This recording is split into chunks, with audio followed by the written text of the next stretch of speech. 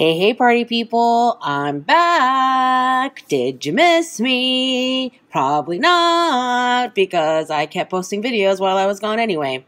Alright, if you thought I wasn't posting videos because I was out of town, that's not true. Go watch the ones that you missed. They're all posted, all that good stuff. Okay, so really quick rundown of my trip. It was a big family vacation on my husband's side of the family. First, my husband and I flew to England. We went to Cambridge to visit my husband's youngest sister. And then we spent 3 days in London, and I did a lot of shopping for art supplies. I hosted an amazing YouTube meetup, and I met some really incredible folks. We had some really inspiring conversations. Someone came and brought me this adorable thing from her home country of Ecuador. And she's like, Zoe, it's edible. You can eat it. And I looked at her and I looked down at this thing. I'm like, you think I'm going to eat this cute thing? No, but I will treasure it. Then my husband and I flew to Poland, and we met up with the rest of the family. They don't live in Poland. We all flew in and met up in Warsaw. And we did a few days in Warsaw where I hosted another YouTube meetup, and that one was incredible. I learned so much about Poland and the fashion industry and how Poland views fashion. And I learned someone showed up who was like really interested in sustainability. So she told me that people are making leather out of mushrooms now. What? Okay, so yeah, it was really awesome. And then we went to Krakow, and we went to Gouache, and then we doubled back to Warsaw, and then we flew home. And in Poland, I bought a ton of art supplies. I ended up going to this incredible Polish indie fashion designer event called Yard Sale, and I ended up buying some really cool local fashion, and I will share that with y'all at the end of the video.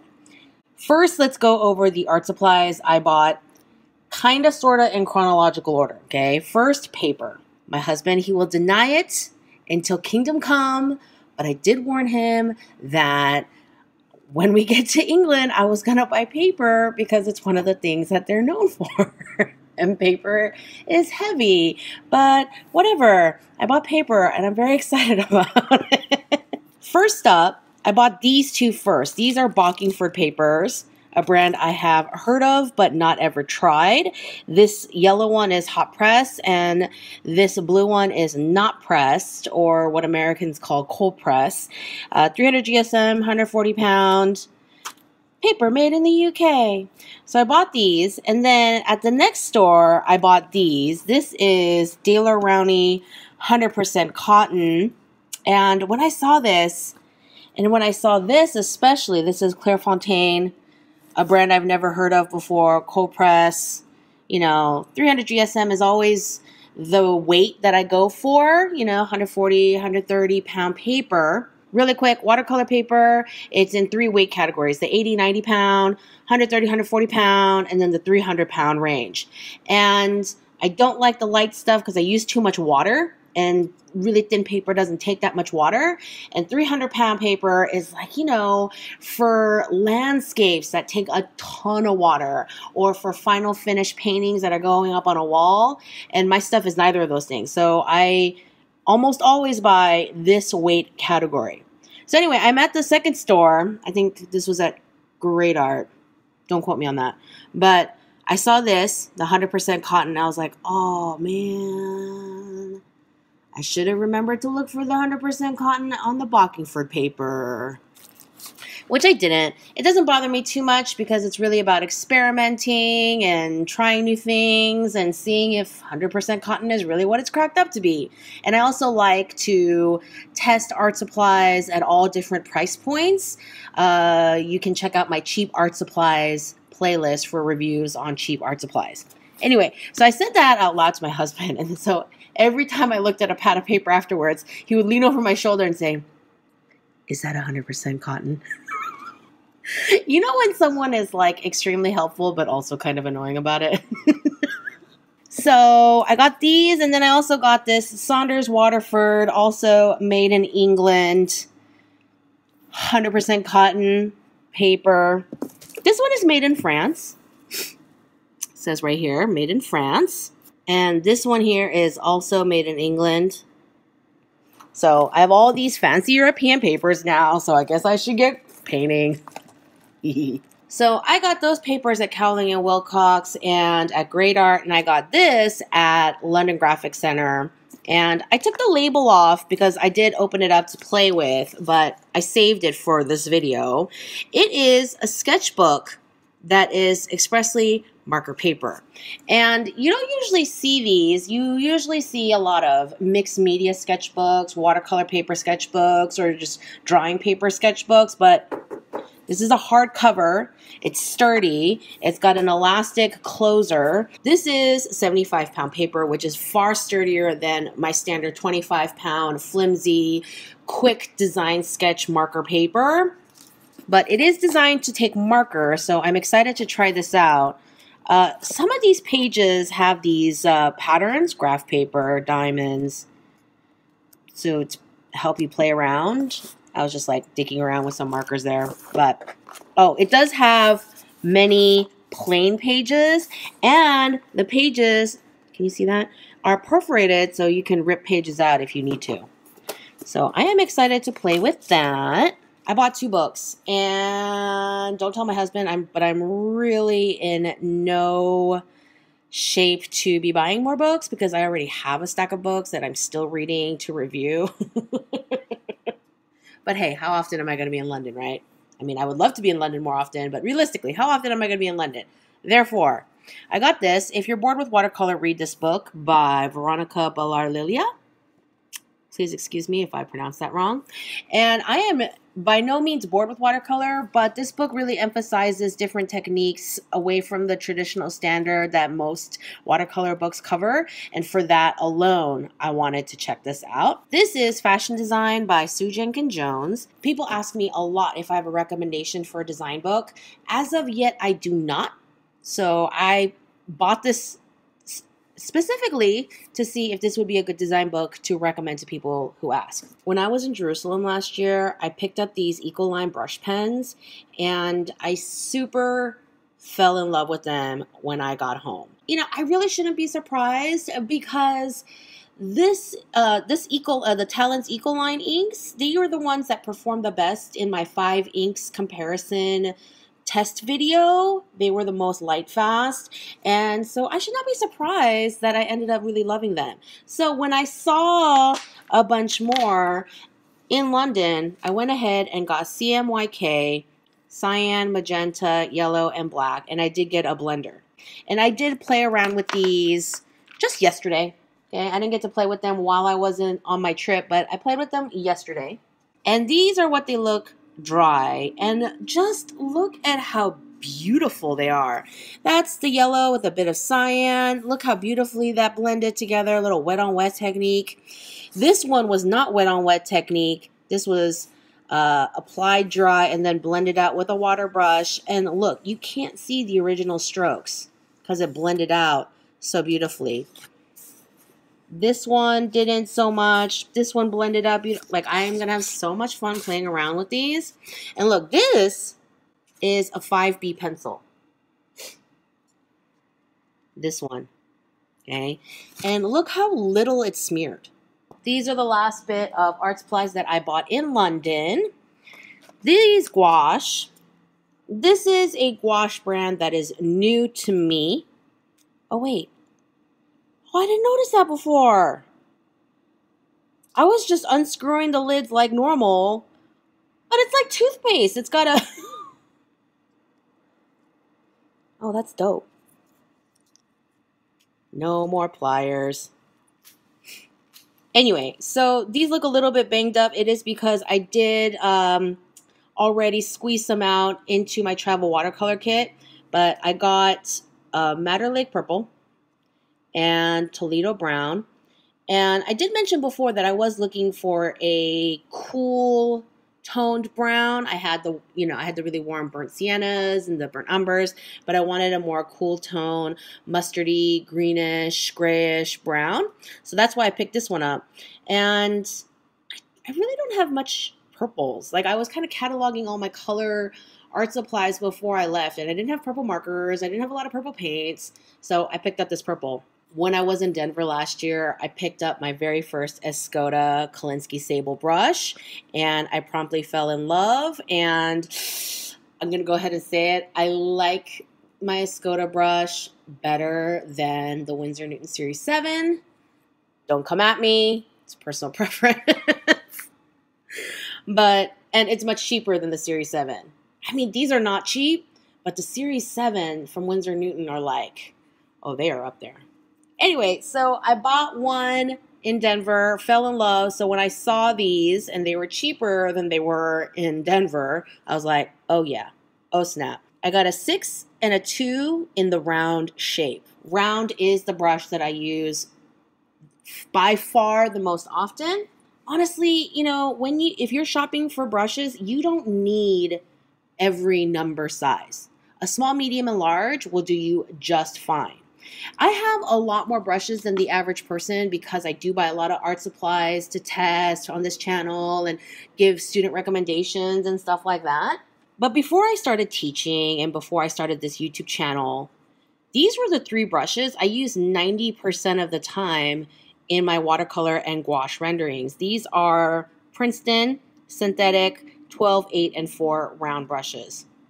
And if you have good quality brushes that keep a point, these are great. So you don't need 12 brushes. Longtime viewers know that I really enjoy the Faber Castell Jumbo Graphite pencils. This is their regular. Just to show you a size comparison, this is their regular Faber Castell. And I really like the hexagonal barrel, the 6-sided barrel, not the round barrel. The size of these feels nice in my hand. I really love doing larger figure drawing work with these. And so this was on sale. It had 5 different lead weights, so I picked this up. When I travel, I have a couple of shopping rules. One of them is, even if it is something that you can find near home, if you find it at some sort of incredible blockbuster, ridiculous price, pick it up. That's what happened here. I can get these in the US, but this was at like, oh my God, 65% off sale. It was a ridiculous price. And so I bought a set of these, the 24 color set, a couple of years ago. I super love them. I fell in love immediately with them. They're the water-soluble pencils that I use the most often. They're ink. Okay, they're ink pencils. They're not your standard watercolor pencils, but ink is a kind of watercolor. So, you know, I use them with my Faber-Castell Albert Dürer, my Derwent watercolor pencils. Like, I use all of them in the same illustration. Ridiculous sale. Oh, there's another layer in here. Y'all, nobody talks about Poland, and it's a damn shame because Poland is freaking awesome. You know, you always hear about, oh, Italy's a great place to visit, and France is amazing, and, you know, all this stuff. And yeah, Italy and France, well, I've never been to Italy, but I'm sure they're both great. But, like, nobody talks about Poland, and Poland is awesome, especially for us in the U.S. where the exchange rate is in our favor right now.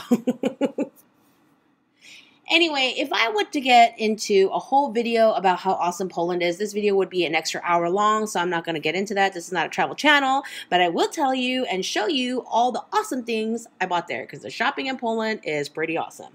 Number 1, I went to Tinta in Warsaw and I bought these pony hair polyester blend brushes, and I've never worked with pony hair before. I knew of their vague existence, and so I picked this little set up. This is made from Talons, the same brand that makes those beautiful Ecoline inks. So that's the thing though, right? Just because a company does one thing well doesn't mean they do another thing well. These are made for watercolor, so I'm excited about that. The back, it says it's suitable for inks and highly thinned paints. So I will start by using them as recommended and use them for more watery looks as opposed to thicker, more opaque gouache looks. Canson is a brand that I see in the US a lot, but not this book. This is opaque heavyweight bleed-proof paper expressly made for ink fine liner, and marker. It's sturdy. The paper is 220 GSM, 135 pound. So it's a durable paper for marker. And again, I am really down to experiment with that. So I did pick that one up at Tinta as well. And then, of course, with my husband hovering over my ear, is that 100% cotton? I did pick up this 100% cotton watercolor paper from this brand that I've never seen before. Also made in the EU. And then I went to Krakow. I picked up these brushes. These two are made out of metal. These are Calibri brand from Germany. So these are metal bristle brushes, and I thought that I could play around with these with some more opaque gouache to create some interesting textures. I am pretty excited to try that out. And then I got these two brushes. This one is also from Calibri, and it is a pure red sable. And look at this tip. It's wide and not, but it has a point. So it's like a flat brush, but it has a point.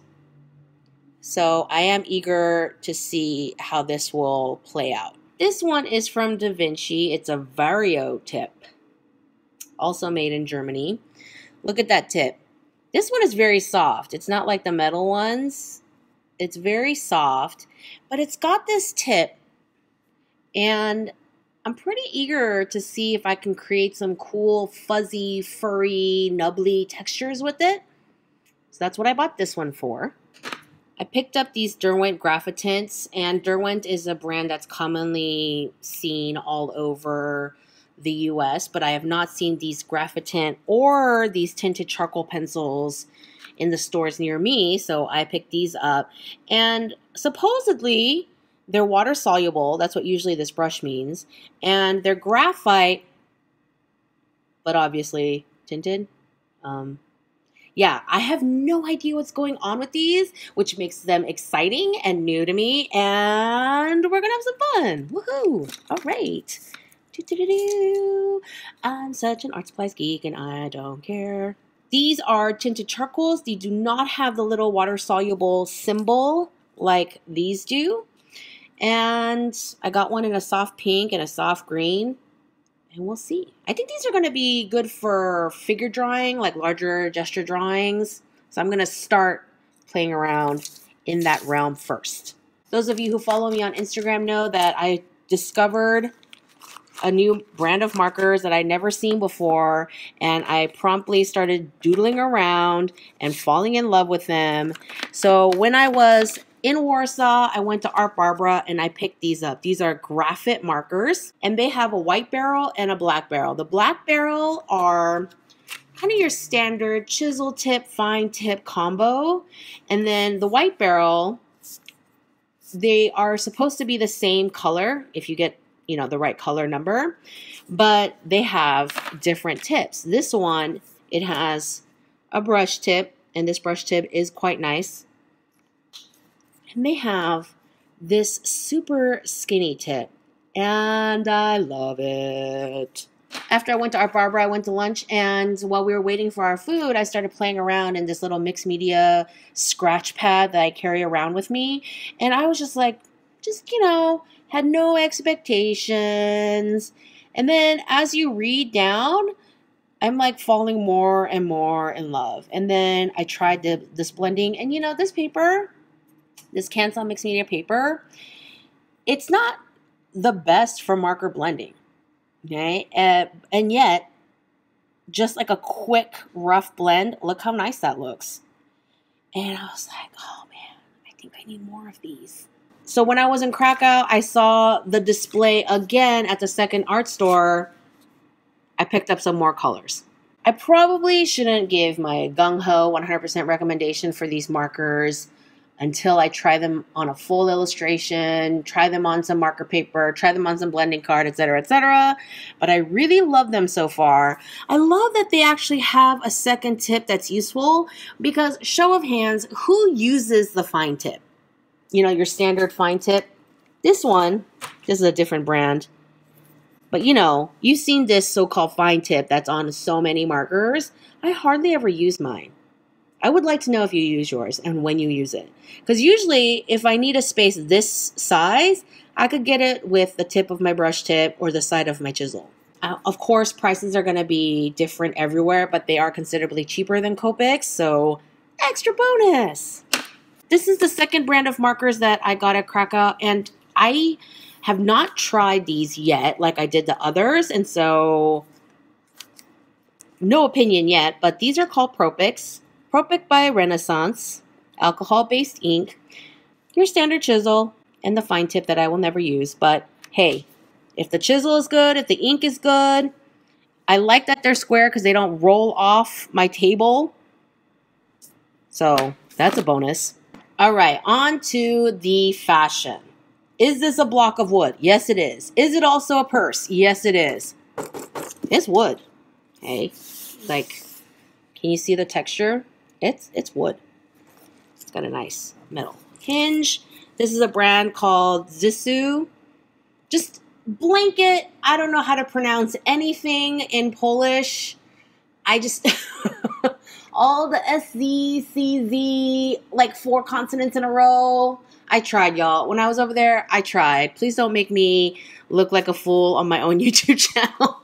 They make all these wood bags with gold trim and has nice velveteen lining. When I was at the booth, I slid my phone in here and I closed it and I shook it because I wanted there to be room for my phone to rattle, which means I would have room to put other stuff in there, like my wallet. So the girl at the booth was just kind of looking at me and smiling, like, what? These things are important. But I love this. I'm always looking for like a nice evening clutch that is a neutral, can go with a lot of different outfits, but it's not your standard like kind of sparkly beaded one. It's a fanny pack. I'm going to wait. I'm going to pause and I'm going to wait for you to finish laughing. Okay, so I'm kind of laughing at myself, but y'all know how I'm all about pockets and clothes. Sometimes I do not feel like carrying a purse, and I am still working on this idea of wearing aprons outside the house and designing them in a cool way so that I can have pockets. Anyway, I thought this was fun. This brand, Jumi. Oh, by the way, the wood purse and this fanny pack and the next few items were bought at Yard Sale, that big indie fashion designer event in Warsaw. And I figure if you're going to get something as ridiculous as a fanny pack, you got to get something in a ridiculous fabric. And she had some that were like a nice tweed, stuff like that. I'm like, no. I'm going to get the one with the cute little foxes. Okay, so this one is from Militu. And it's this beautiful mustard, soft. It weighs nothing. It folds down to nothing. This is going to be my new travel bag because it weighs nothing and it's so thin and lightweight. I could just chuck it into my suitcase, and then I have an option for if I buy too much stuff or I want stuff in a carry-on. You know, I want an extra tote bag while running around town. This is the perfect bag for that. A nice metal clasp to close it, and it has several pockets on the end. First, look at this lining. How fun is that? Feathers and beads. And then you have 2 pockets along the side for things you want easy access to, like your keys. And then it has this long, wide divider pocket in the middle, which I find useful. I've already used it a couple times. I'm totally into it. This is a mid-thigh, just above the knee, simple little 3/4 sleeve coat from Yes to Dress. Another indie Polish label. And look at this beautiful fabric, y'all. It's got these little embroidered flowers all over it. So it was embroidered before it took the print. And so where the little flowers took the print, the color is more intense. And it just gives it another level of texture and variation and beauty. And I'm so into it. Ah! It has nice big patch pockets. Look at that. It is my new favorite dressy outerwear. which is perfect for the California weather because it's sheer, it's light. And this is a hoodie, an asymmetrical hoodie from a brand called Nuni. So we have this amazing print. We have the asymmetrical gray zipper, 2 linings. The parts that you see when the jacket is worn, like the inside of the hood, the front facing, are in this heather gray jersey. And then the inside this is probably polyester, this stripe. I do like a slippery lining in the sleeve so that no matter what kind of shirt you're wearing, your arm can go through without your sleeve getting stuck in there, right? Don't you hate it when you stick your sleeve through and it gets caught and so your sleeve is up by your elbow? Like, it is a habit of mine when I am wearing a long sleeve to just kind of hold on to the hem before I put my jacket on. But the slippery sleeve lining is always great. It's always nice to have some kind of little pleat at center back so that you have a little bit of room right around your shoulders. The only thing I kind of don't love about this is the on-seam pocket. These pockets sit on the side seam, and it is a tiny bit awkward to pull my arms back that far to put my hands in my pockets. And I am definitely someone who uses their pockets, who stands with their hands in their pockets. That's just kind of the natural thing for me. And so it does feel a tiny bit awkward to have my arms back that far. But the fact that there are pockets, I could stick my whole hand in there. The print is beautiful. The surface texture is really nice. I'm not sure what this fabric is, but it feels like a velveteen. Okay? Not thick and plush like velvet, but it's got that soft, textured, not nubbly, the soft. That is nice. Here is another jacket that I got, and my husband thinks I have too many jackets. I say there's no such thing. My whole thing is, if I wear them all, it's not too many. It's only too many if you just let them sit in your closet. Anyway, I was at the mall, the big mall, Bonarka City Center. As all the tour books said that you have to go check out that mall. So I was there and I saw this brand, Reserved. It's a chain, but it's a chain not anywhere near me. So I poked my head in, saw this coat because I am a sucker for colorful plaid. So I did go try this on, and it is made in Poland. So yeah, I'm down with supporting the local economy. All right. Okay. So first of all, I thought it was kind of funny that it's like almost CMYK. Yes, I'm that much of a color geek. Shh. The inside is also quite intriguing. So it's got Hong Kong finish seams, which, at this price point is kind of like, whoa. The inside of the armholes are bound. The edge of the inside facing is bound. So I love all those details very much. This whole coat, is block fused, which means that you apply a fusible interfacing to the entirety of the fabric before you cut it out. Okay? This white stuff is not the back of the fabric. It's a layer of fusible interfacing on top. Honestly, I would have preferred an underlining, but again, at this price point, this is pretty good. Underlining is when you take a lining fabric and you cut it with the self and you sew it together with the self. Whereas regular lining, you create the coat out of the lining fabrics separately and then you sew them together along the edges, right? But an underlining would sit like this interfacing where it gets sewn into the armhole and sewn into these seams like this. Just in general, I like this. It has pockets. Another reason why I bought this is I thought it would be a really fun backdrop to do some stitching and embroidery tests. And the fact that it's unlined makes it even easier to do so. Some of these other, these indie designers, I don't want to mess up their original designs by putting stitch experiments on it. But this is a chain. It is made in Poland, but it's a chain, so I feel less guilty about playing around with it. Oh, I forgot. Very important. when I was in London, a few people told me to go to Berwick Street to shop for fabric. So I did, and I went to Cloth House and I picked this one up. And this is not for any project I have going on. This is just something for me. I plan on making a dress out of it. Here's the selvage. So this is how it's going to sit on the body. I already love stripes. I love plaid. This is some sort of weird organic bastardization combo of both. I'm into it. I bought an extra ½ meter because this is not one of those scenarios where I'm like, oh man, I need to cut another sleeve. I got to go to the store. Yeah, no. So I bought plenty of this. I am excited to make maybe a little shift dress for myself. Yeah. When I was in Warsaw, I went to the National Museum of Ethnography. And in that museum, which is enclosed in a beautiful building, and you should definitely check it out, they have a history of Polish costume exhibit. It is part of their permanent exhibit. So I doubt there's any kind of deadline to go. And y'all, Polish costume is beautiful. Very intricate.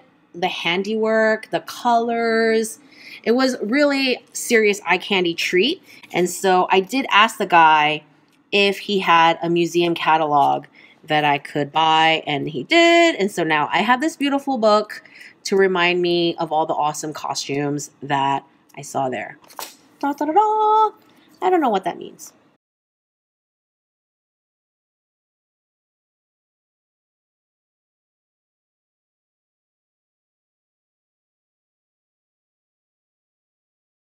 Last but not least, this is not art supply or fashion, but they're so cute. I wanted to share. I got these at Flying Tiger, and they are for hot pots, so you don't burn your table.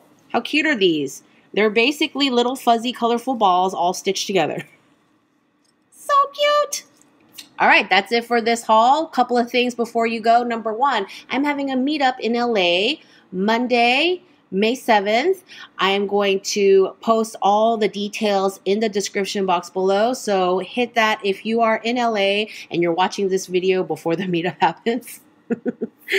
Number two, please do give this video a thumbs up if you enjoyed yourself. Number three, share, subscribe, hit the notification bell. Why is that still a thing? Why aren't YouTube notifications fixed yet? I don't know. Do let me know in the comment section below if you've tried any of the art supplies that I've bought. I'd love to know your thoughts. You know I love a good art supplies geek out sesh in the comment sections. Anyways, I'm gonna go. I will see you in the next video.